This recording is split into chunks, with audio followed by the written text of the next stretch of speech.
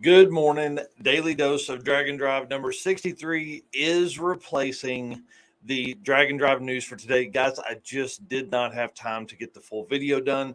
Listen, I was even going to go live and just rattle off through the data, but it is absolutely insane. And I don't want to provide a bad product for people that earned an insane amount of my respect from race week.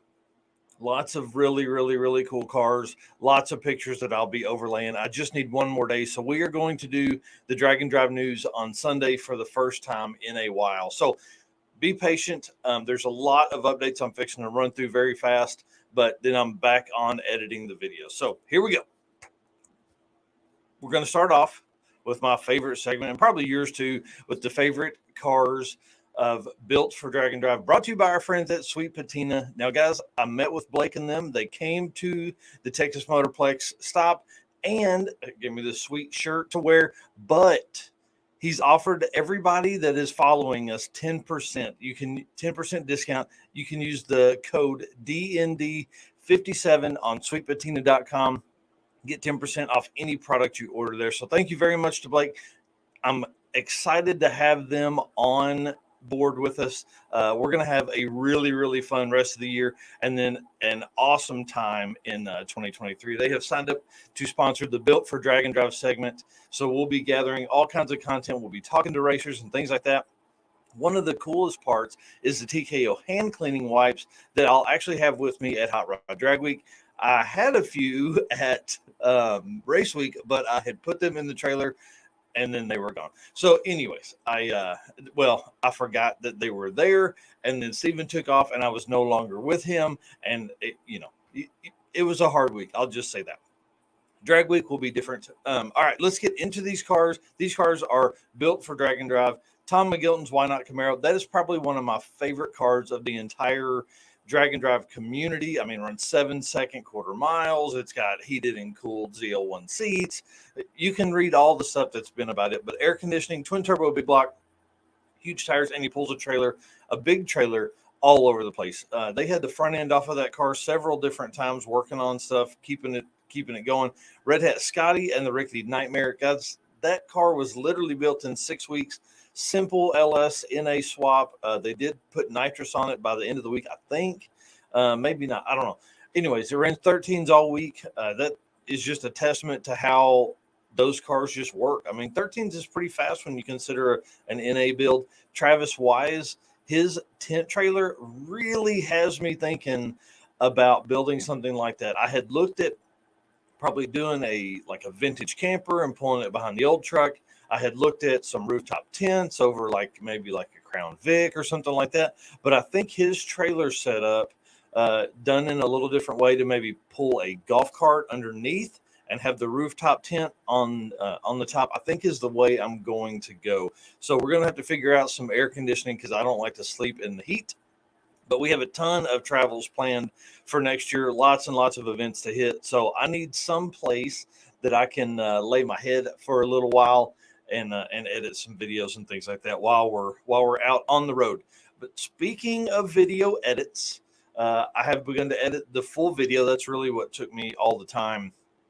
I'm working on a full video for the week. I'm just going to do one big video, but I've got to get Steven's video content and I've got to get Blake's video content to be able to do that. So, because I want to have as many angles as I can. That's probably the one thing that I struggle with as far as being a solo person out there getting this content is you can't be everywhere at once. So it's always a plus when you have people that can gather other content and then give it to you.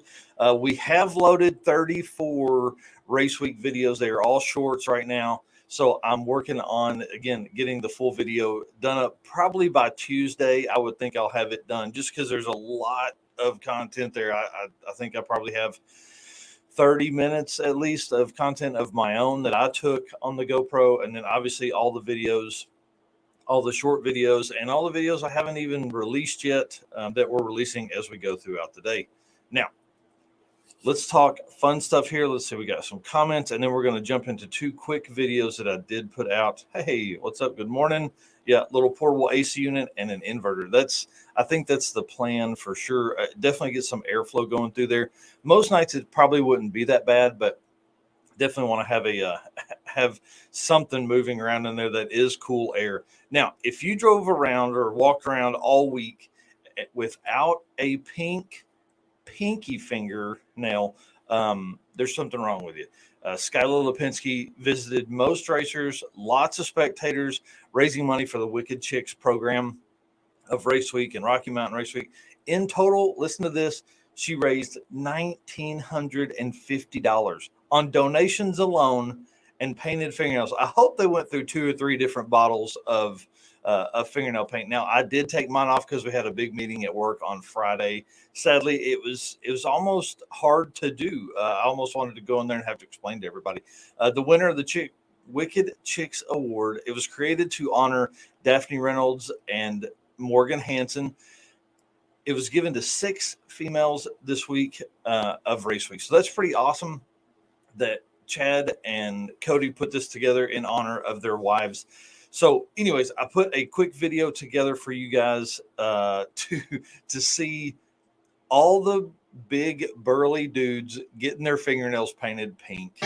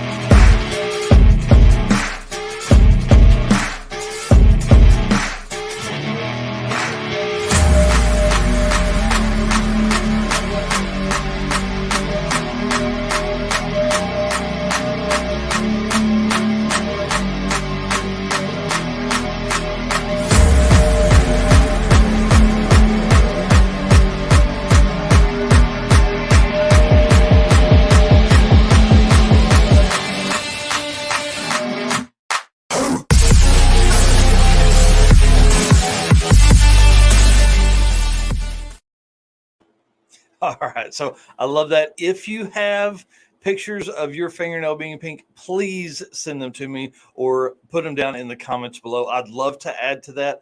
It'd be great to be able to share that out on all of our social media with a lot of pictures of you dudes and girls with a pinky finger. I see 815 is in here, and then this Facebook user still has theirs. That's awesome. I should have kept mine. I feel really bad. Now, the other part of drag and drive events is your navigation system.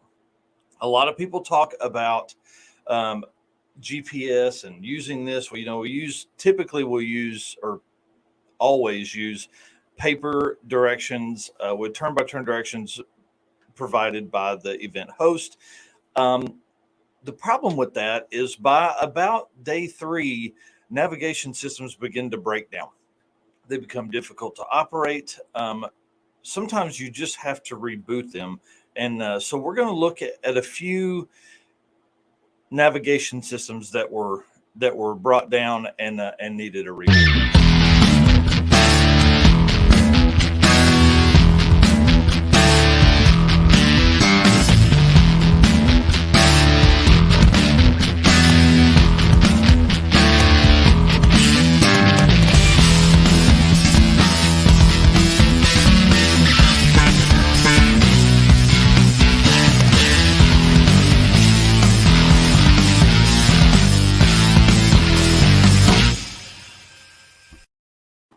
That's right. That is me at the end. I want to say thanks to Danny Fat for picking me up. The air conditioning in his car was his truck was so nice that we turned on the interstate. It was 87 miles.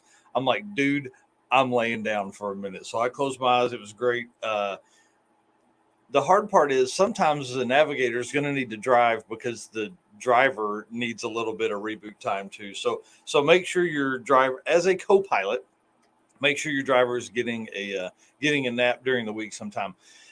Let's jump into, before we jump, let's talk about if you have pictures of your co-pilot sleeping, please comment those down below or send them to me for sure, because I need those.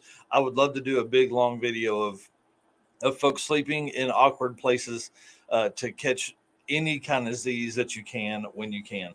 Now, let's talk recap of the numbers for race week. Now, the Drag and Drive news that I'll have out tomorrow will have more.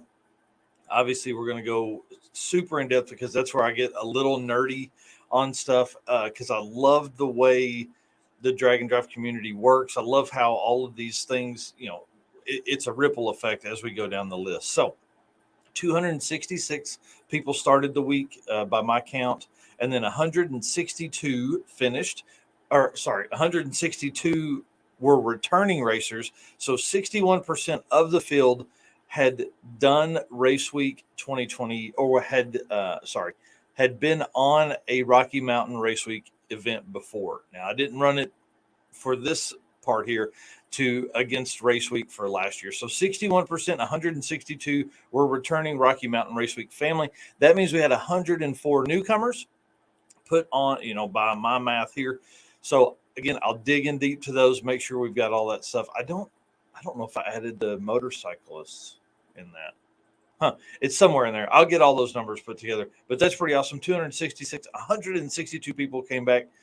That's why I love the race week and Rocky Mountain family, because there's so many people that return. So every year you may only get to see that person 1 week a year. And during the week, you may only get to see that person 2 or 3 hours, but it's always, you always see familiar faces running around, generally familiar cars. A lot of people bring back the same car each year.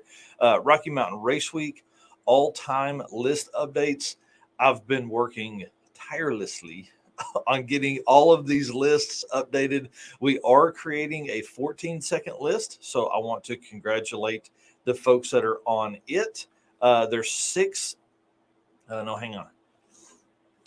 2 racers from Race Week 2022 that will be on the 14-second list. One of them is Adam Dory's girlfriend in his car, so it's pretty exciting. And then let's jump back up here to the top. All right, 25 racers from Race Week 2022 will populate the Rocky Mountain Race Week all-time fastest 100.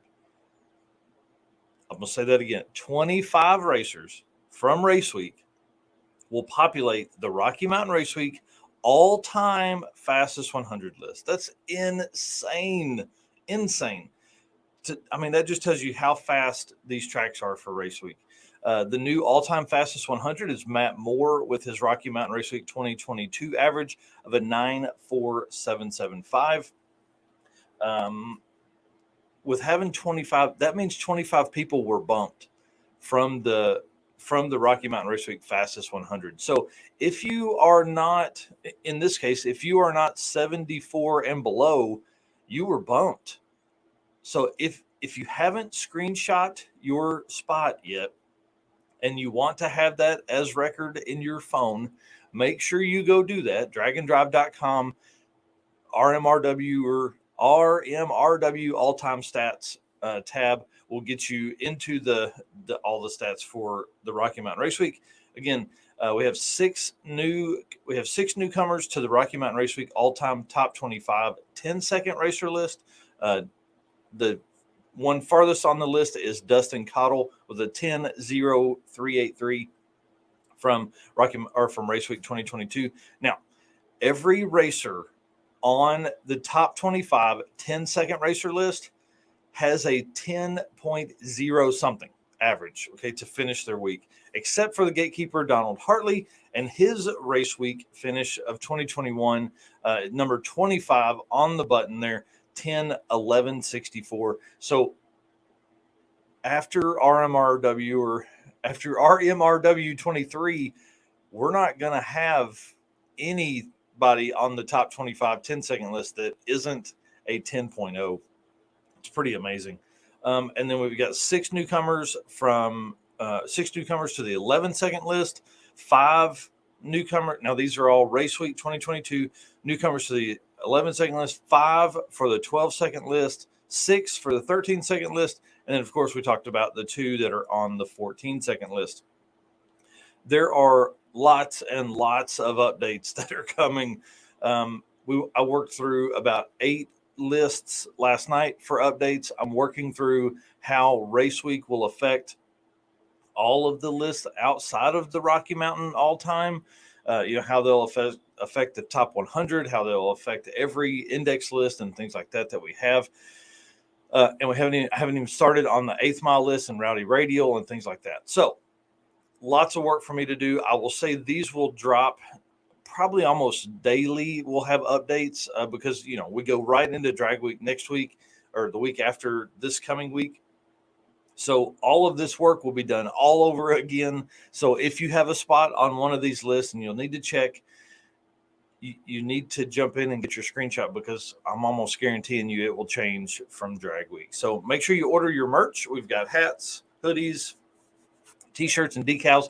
Everything is free shipping between now and the end of September. But if you want it for drag week, you're going to need to get it ordered probably by Tuesday, I would say. Especially if you order Tuesday night, that only leaves you Wednesday to ship it and then Thursday, Friday for it to arrive. So obviously free shipping is for ground. If you need to upgrade to a second day or overnight so you can make sure you have your stuff, you need to tell us that early as well. All right, guys, that is it for the Drag and Drive news for today. I'm sorry I did not have the full Drag and Drive news done. We had to deal with the daily dose here. But there's just so much information that I'm going through. So we got Dylan Carroll here saying, morning, 4th drag and drive, and it was the smoothest drag and drive by far. Yeah, it helps. Definitely when your car doesn't fight you. I have a video of Dylan Carroll's hood stack. It was, Dylan, tell us how tall that thing was. It was awesome. It has, they actually built a baffle inside. What's up, Jeff? They have a baffle inside of it. It's awesome, and they did that because obviously it's a hood exit exhaust. But then, as they were driving, it was getting inside, and I think his dad rides with him as his co-pilot. So I'm sure Dylan has a few pictures of Dad asleep. Now I'm willing to take navigators asleep from any drag and drive event in the car. So let's see. Maybe he's answering here. But it's got to be at least 18 inches tall. So it's really cool. This 3rd gen maroon Camaro is cruising around and has this gigantic hood stack that comes up to about the roof line. Yeah, this right here, the top 8, the Fast as F8. Trevor Brandon did that, and I've got a full 2-minute video walk around with him talking about his 3,500 mile trip. Absolutely insane.